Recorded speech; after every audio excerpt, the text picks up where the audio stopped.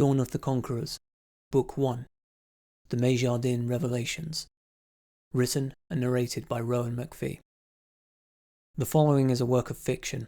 All names, places, characters and events are either the product of the author's imagination or are used fictitiously. Any resemblance to actual persons, living or dead, other literary works or forms of media is entirely coincidental. Chapter 2. The froth of liquid boiling over the rim of his saucepan pulled Berthold out of his studies. Rakamazu's tome had held his focus for a solid 40 minutes, but his ailing stomach would be denied no longer. He shut his grimoire and stood to tend to his bubbling concoction, whose lid he removed carefully with a cloth so as not to burn his fingers. The waft of its spices exploded his appetite like uncorked champagne, spurring him to hurry through its final preparations of thickening the mixture with a pouch of cornstarch he'd brought with him. Bereft of a bowl in which to pour it, Berthold settled on his own saucepan, a superior vessel for the convenience of its handle, as it happened. When he made some real money, he'd have free rein to expand and refine his dining experience with novelties like plates and proper cutlery. Inconvenience was not injustice. This was simply a necessity of the path, something he had done many times while camping out under the stars back home. For now, his wooden spoon sufficed. With the stew ready to eat, Berthold rummaged in the bag for the other food item he procured earlier. A small loaf of brown bread that had cost him just 1 ronz, discounted because the baker had dropped it on the floor, according to the lady vending the counter. Such squeamish schmores would have seen him laughed out of town back on the farm. Nonetheless, he had made a show of begrudging paying for dirty bread, just in case she read his relief at the timely bargain and jacked up the price again. All the woes of its acquisition melted away as its earthy taste enthralled his palate, then sublimated into visceral satisfaction as it slid down into his ravenous belly. If hunger was suffering, satiety was joy.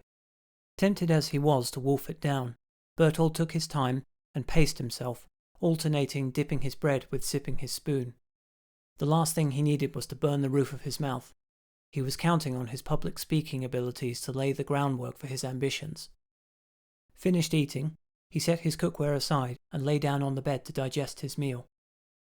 Minutes drifted by as he lay there, luxuriating in the novelty of lying on a bed with a full stomach while the sun was still up.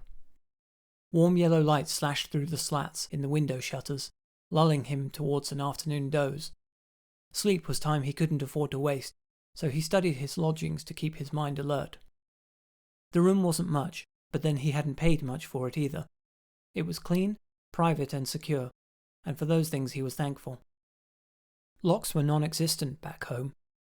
Such things were regarded as curios at best, with overt declarations for privacy risking rebuke for what farm folk would call legitimizing the needless fortifications of paranoid city rats.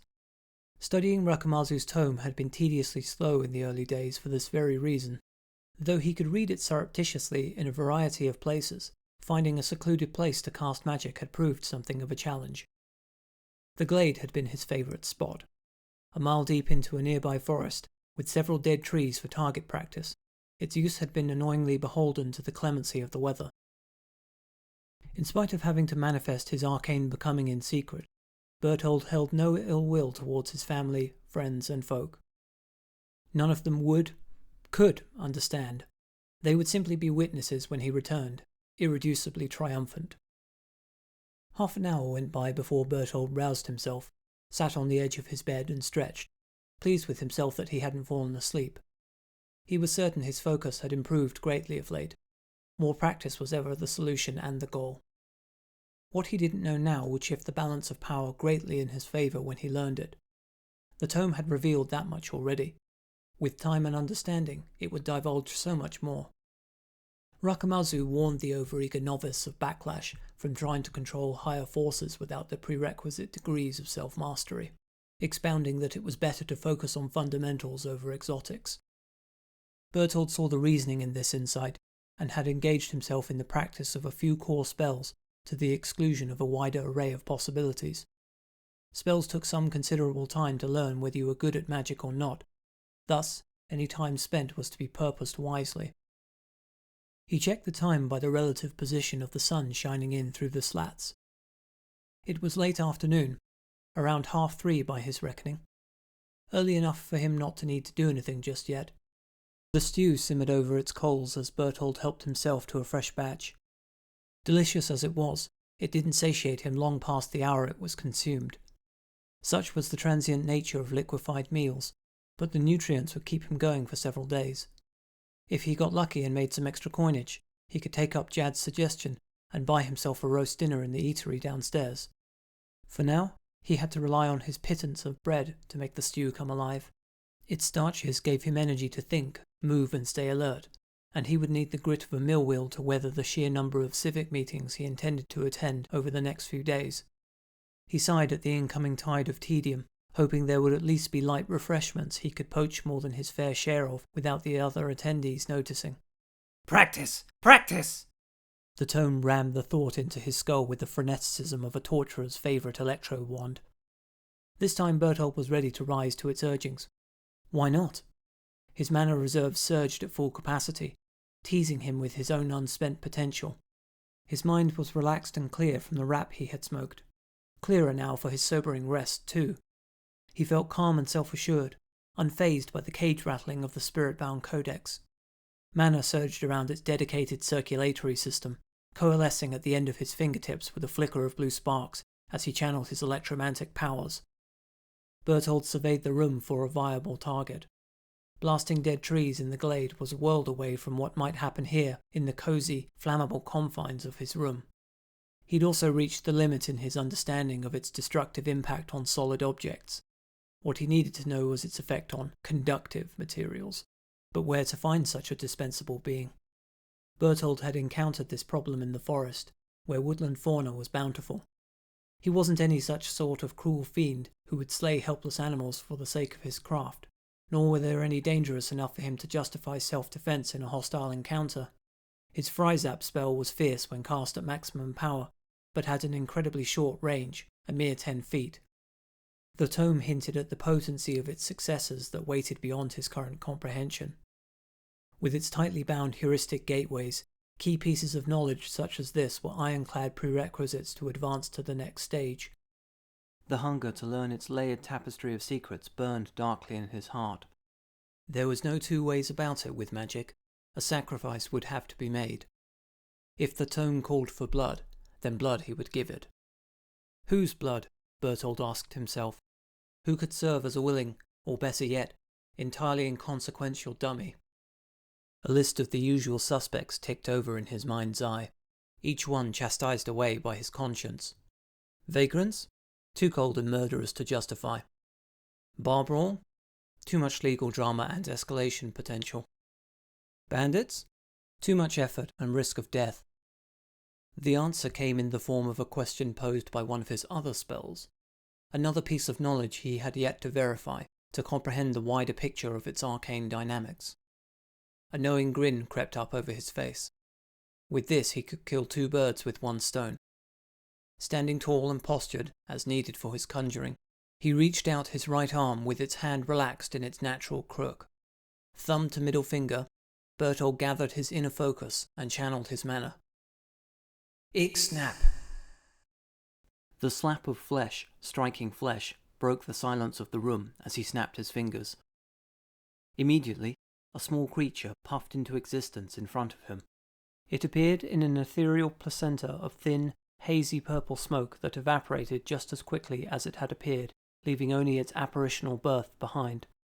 Berthold swelled with pride at his successful cast, all the disparate parts coming together and working in harmony like an orchestra.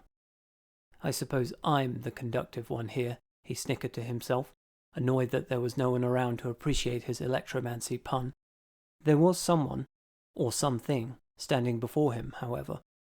2 feet tall, with tan leathery brown skin, long pointy ears on a large head with big, yellow, full sclera eyes that glowed with magic.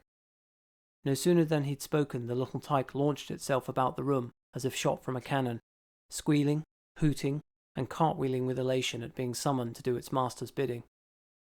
Berthold put out his hands and tried to think of calming words as it ricocheted off the walls, ceiling, floor, and furniture like a rubber ball. Hey, he stuttered, until finally his patience thinned and he raised his voice. It had the desired effect. The creature came to a dead stop on his bed, cackling and all. It peered at him from its yellow saucer eyes and began rubbing its hands together in sycophantic glee. Somewhere between a sentient captive and an animal pet in intelligence, it was unlike either in its obvious pleasure at the reins of obeisance Berthold held over it. Animated by its sole desire to serve and please him, this creature would be the backbone of his newfound empire. This was merely the first of many worker bees that would build him the hive of his dreams. Nothing special by itself, yet capable of remarkable feats with its power amplified by a multitude of its own kind. Berthold had to admit it was strange to encounter a being without a will. Everything else in nature fought instinctively against its own subjugation, whereas these things were irrevocably slave to him. Skeptical in spite of himself and what the tome had told him, he decided to test the absolutism of their bond. "Ixie, I command you to stand on one foot." Without hesitation, it raised a tiny foot in a leathery brown shoe with a curl-pointed toe into the air. There it stood, perfectly balanced like a mutant flamingo, while he observed it in silence. Berthold half expected it to kick off into a ruckus, as it had when he first summoned it, but it did no such thing. Minutes passed, and it showed no signs of fatigue or discomfort even the most willing human participants would be unable to hide. He studied the creature more as it watched him with the same unwavering, eager expectancy, as comfortable on one leg as if he'd asked it to stand on its head. Trivial as commanding such antics seemed, Berthold spoke the words aloud, just to prove what he knew to himself. "Stand on your head." The Ixie's raised foot never touched the ground as it flipped over effortlessly onto the broad cap of its wide, low-rounded skull. The depths of its loyalty and magical bondage became clear to him. In the same way his own beating heart had no say in its task of keeping him alive, the Ixie would never tire or become dissatisfied in the execution of his will. It was a creature of magic, holy in essence and being, born from and bound in its entirety to his soul, if one believed the tome's esoteric claims on the metaphysical nature of reality. The Ixie's erraticism was, in fact, reflexive intolerance for its own lack of will to give it peace through purpose. Sureness of a kind Berthold had never felt before crept up his spine. Green as he was for his homely ways, life had taught him enough to know that it offered few certainties. Animal younglings befriended fondly one year were taken to the block for slaughter in the next. Crops that grew thick, tall and lush the previous summer could catch rot and necessitate entire fields to be burned. This was a very different kind of feeling, and Berthold liked it. It was why he had dedicated himself to this art, to the calling of magic. Confidence grew loud in his chest and ears like the thunder of war drums. His vision stood taller and clearer with every step of the way. The tome went into great detail about these creatures, how vital they were to the backbone of any imperial conquest, such as his would become. Though it emphasized their true power lay in swarms, he was curious about the efficacy of the individual unit. That too would rise in tandem with his own mastery of magic, and the spell itself, Rakamazu also explained. Nonetheless, a test was in order. Something that would demonstrate its capabilities in full. Berthold scanned the room and its objects again, sizing them up for their integrity and considering them for reparation potential. Why not kill another 2 birds with a single stone? "Stand up. Back on your feet, I mean." The Ixie flipped over and stood on the bed, rubbing its hands and nodding expectantly, as it had before. "You see that chair there?" Its big ears swiveled with its big head as it turned. It nodded vigorously. "Break it. Then fix it. Show me how you do it at every step." Shards flew everywhere as the creature leapt onto the floor, picked up the rickety old chair, and bashed it against the slightly less rickety wooden desk until it splintered into pieces. Berthold studied the mess, disappointed it hadn't gone as expected. He'd hoped it would use magical technique over brute force, now a necessity in reversal if he didn't want to be stuck with the damage bill on his departure. To his relief, the Ixie began work on repairs with the same diligence, unfazed by the futility of having been ordered to break it moments ago. Pieces glowed blue in its tiny hands as its constructive magic knitted them back together until the chair was remade in its entirety.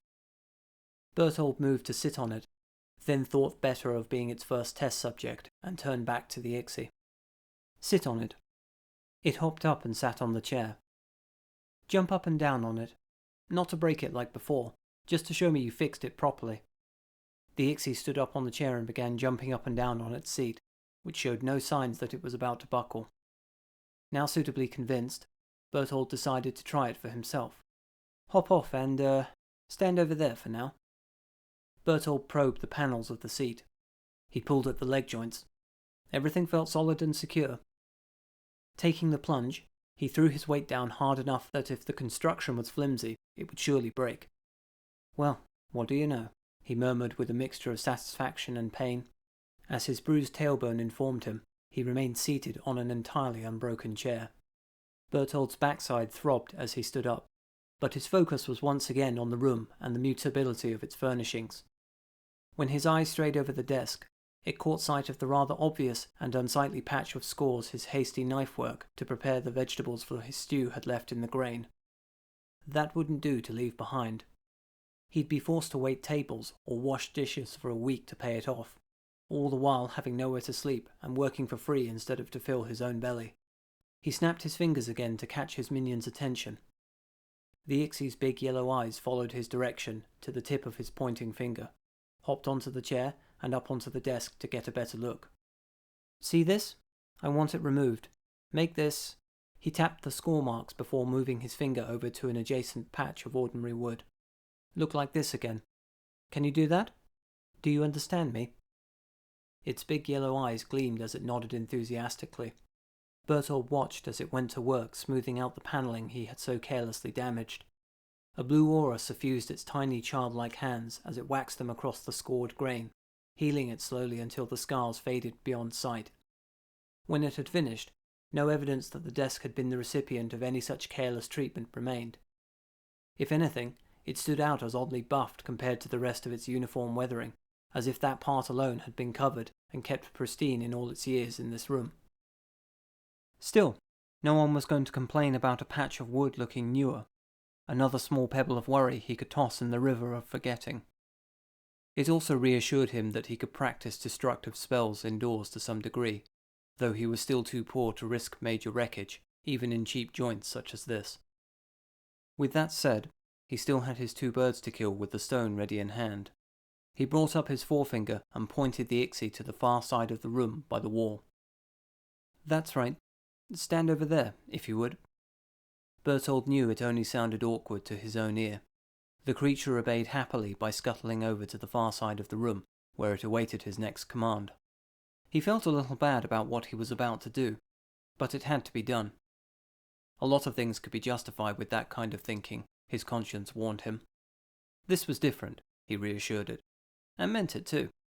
He gazed at the creature as it stood there, watching his every move with its big, yellow, trusting eyes. He reminded himself of the Ixie's true nature, that if the tome's words were true as written, it was not flesh and blood, merely a physical manifestation of his own spiritual energies. They were not people, animals, or even things. Pain and death had no meaning or consequence for such an ethereal child of immortality. It mattered not how he treated it, or any of its kind. They would never complain, never tire, never refuse him, never leave him. Yet even as his cold, proprietary logic prevailed, Berthold felt a twinge of compunction for what he was about to do. He steeled himself against such maudlin misgivings. He would never conquer a blade of grass if he could not overcome the polite mores of his peaceful upbringing. As on a virgin's wedding night, there was always a bit of pain and discomfort the first time. The history of conquest was clear. All empires began with a sacrifice. With that noble sentiment firmly codified in his prospective canon of law, Berthold raised his hand, pointed his forefinger at the creature, and blasted it with an arc of electromantic energy. He'd kept the voltage low. Nonetheless, the bolt slammed the Ixie into the wall with a hard thud. It picked itself up slowly, head reeling, eyes unfocused, coughing up trails of smoke as if its lungs were afire. Its tiny muscles twitched and spasmed against the residual current running through its body. Berthold lowered his right hand and raised his left, extending its forefinger in the same fashion as he had held its counterpart. Mana converted instantly into electric charge as he fired his Fryzap second shot, striking the creature square in the chest and hurtling it into the wall again. This time it did not get up, did not move at all. He studied its prone form intently, awaiting the expected result. For a moment, nothing happened, and in that interstice, a wave of guilt that he was a cold-blooded murderer threatened to drown him. Then, sure enough, just as the tome had said, its form dissipated and vanished. Relief and vindication washed over him, with the reassurance his doting minion was anything but deceased. In exactly 24 hours, it would have regenerated fully, and would be summonable again, ready to serve him with the same obsequious mania. A smile cornered his lip. An undying servant was a powerful tool indeed, and he had 4 of them at his disposal, just what he needed to build his new empire. It was then he noticed a note had been slid under the door of his bedroom. It was addressed to him, and unfolded to reveal a message scrawled in the unmistakable shorthand of a waiter. Berthold, ducking out at 4. Lady call. Still need coin? 2 hours dishes. Speak to Rouge. Good smoke. Jad. Berthold sat on the bed with the note in his lap as he scrutinized Jad's message. From what he could tell, Jad was knocking off early to meet his, or a, woman, and had arranged for him to do 2 hours' worth of dishwashing work, if he wanted it. Immediately, his mind alighted on the willing minion he had just fry-zapped into the netherworld. How decadent would it be to accept the job and delegate it to his little dynamo crew? Decadent or brilliant? He did have other places to be tonight. He chuckled to himself. It wasn't clear how well such a thing would be received. Folks were superstitious back home, maybe less so here. He'd find out soon enough. For now, he'd keep his head down and do the work himself. 2 hours on the dish line would pass quickly enough, and would give him some critical extra coinage towards tomorrow's rent. It was settled then. He'd go down there and scrub dishes before he scrubbed himself up for his civic meetings later on. After all, how hard could it be? Yes, hello. My name is Berthold. I'm a guest in room 13. If you got a problem with service, you got to speak to old Hannig. Berthold wasn't sure if old Hannig was the innkeeper or some other head of staff. No, I'm here to speak to someone called Rouge. About what? Dishes. I can tell you for him we got plenty of fancy plates. Hock your wares to the keep. No, I'm not selling them. Then why'd you ask to speak to Rouge? Jad told me to. Jad did he? Yes, he said there was 2 hours of paid dishwashing work if I wanted it. Well, here I am. Berthold was careful to underline the fact that it was paid, in case this surly fellow decided to press gang him into service, as the cook had done to him earlier. Well, sort of. He'd gone along with it for some indefinable reason that reminded him of Jad telling him how silly he'd been. Embarrassment might have wilted him, had the shrewder part of his mind not pointed out that his shenanigans brought him to where he stood now. Maybe there was a method to his madness after all.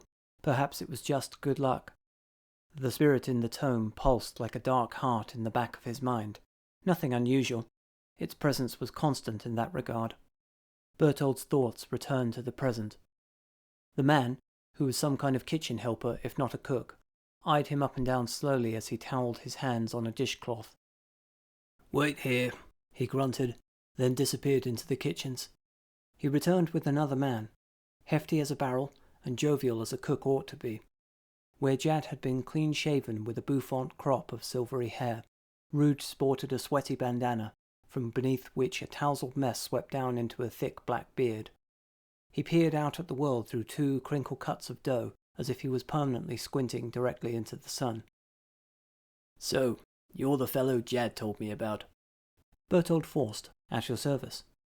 Have you ever worked in a kitchen before, Berthold? Not as such, no. I grew up and worked on a farm. Its own kind of graft. Good enough. If you can muck out a stall, you can probably wash a dish, right? Right. I mean, yes, of course. Jad said you needed 2 hours tonight. Rouge craned his thick neck back towards the kitchens as a spat of shouting and the clatter of things being thrown came from within. He turned back and smiled distractedly. Meet me here at 6. That's when the tables fill out and the dishes start to back up. Be ready to work. With that, He turned on his heel and strode back into the kitchen, where he joined in the shouting going on. Berthold didn't try to eavesdrop, but returned to his room. His dishwashing job started in just over an hour. What to do? He pondered reading more of his tome, but he still had his notes from earlier to write up. There was always practice. What he really needed was a place to test his other spell. Of the three he knew, it was the only one with a hard parameter of an interior-only cast. The idea occurred to him to test it here, in his room, then summon the rest of his Ixies to clean up the mess. He decided against it, but the thought brought a wry smile to his face. Instead, he would write up the notes from the arcane experiments today, then relax until duty called. The first round of civic meetings loomed large behind his kitchen bitwork, for which he needed to ensure he was awake and alert for the evening. At 5 to 6, with his notes completed and reheated stew digesting in his belly, Berthold put on his boots, locked the door to his room, and headed downstairs to meet Rouge outside the kitchens. The portly cook awaited him in white cook's livery, overlaid with a clean black apron, strings double-tied around his plump middle, only with the help of extensions. Good, you're here. This way. Rouge led him through the familiar aisles and work areas, now abuzz with a full retinue of cooks, porters and waiters, into a more compact cooking hub Berthold hadn't seen during his earlier visit. Ovens, grills and stoves spilled out of walls made of thick stone, suited for their purpose. The palpable heat urged him to unbutton the collar of his shirt. With his fingers occupied, he was unable to catch the apron thrown into his face for the second time that day. "That's not how you wear it," he heard Rouge quip, while someone else snickered in cahoots. Berthold pulled the apron off and whipped it around, making a show of straightening it out before putting it on and double-tying it perfectly. In spite of the mild hazing he had just given him, Rouge nodded approvingly. He gestured to a skinny, young-ish fellow with bags under his eyes. Eye bags appeared to be chewing some kind of leaf gum, whose taste left him with a sour, downturned expression.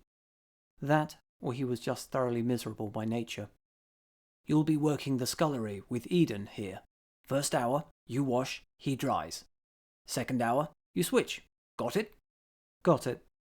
"Good. Find me at the end of your shift for your pay." Berthold had left the question unasked, so as not to seem impolite. With the subject of money on the table, now was an opportune moment to ask about the going rate. He knew it wouldn't be much, not for just 2 hours' work. Still, it was better than nothing. Before he could ask, Eden cut across him angrily with his own line of pay-related inquiries. "Who's this, and why's he been paid so quick? I've had to wait 2 weeks for my coin, I have." "Because you lied about when you finished over the weekend, and old Hannig had to go back through the rota to find it was 2 hours earlier." "I never did. Old Hannig, he has it in for me, see?" Rouge waved the prattling twit's excuses away and turned back to Berthold. "If you have any questions, just ask Eden. Work hard for me, Berthold Forst. I'll see you in 2 hours." His irony was not lost on either of the two men, both of whom had taken an instant dislike to one another now they were unsupervised in the tiny closet scullery. Seconds passed in stony silence as Eden stared him down. Though Berthold was somewhat tall, he was not an especially imposing man. Eden was a little shorter, but much weedier by comparison. If this was his idea of intimidation, it left much to be desired. Their burgeoning animus was interrupted by the clatter of dollies stacked with dirty plates. 3 porters burst in from the other entrance, where they unloaded their dirty cargo promptly and rushed out again. Everything had been dumped into a large, all-purpose metal tub filled with steaming grey soapy water, which Berthold surmised was a flash soak to prevent any grease from hardening in the event of a cleaning backlog. Nothing else for it but to get stuck in, he resolved. "So, Eden, I wash, you dry. Let's get going before they come back with more." "You ain't in charge of me." "I didn't say I was, nor did I tell you to do anything. I just meant let's get on with the work." "I ain't doing nothing till you tell me why you're getting paid tonight for a bloody 2-hour shift. Old Hannig don't let me go home till every soap bubble's been pricked." Though common sense told him not to take the bait and rise above Eden's obviously petty and quarrelsome nature, Berthold found his tongue won out, And why not? He didn't have to take any guff from this swine. The spirit of the tome whispered conceited platitudes that extolled his magical superiority over such shapeless clay in his ear. That's really not my problem, Eden. It's between you and old Hannig, so don't take it out on me. I'm here for 2 hours tonight, during which time we have, however unfortunately, been assigned to work together. Perhaps if you didn't kick up a fuss over such trifles, you'd be paid on time too. Eden's sallow expression fell. His mouth gaped, then snapped shut like a trap as shock morphed into blind rage. His skinny fists shook with indignation. You bloody well say what?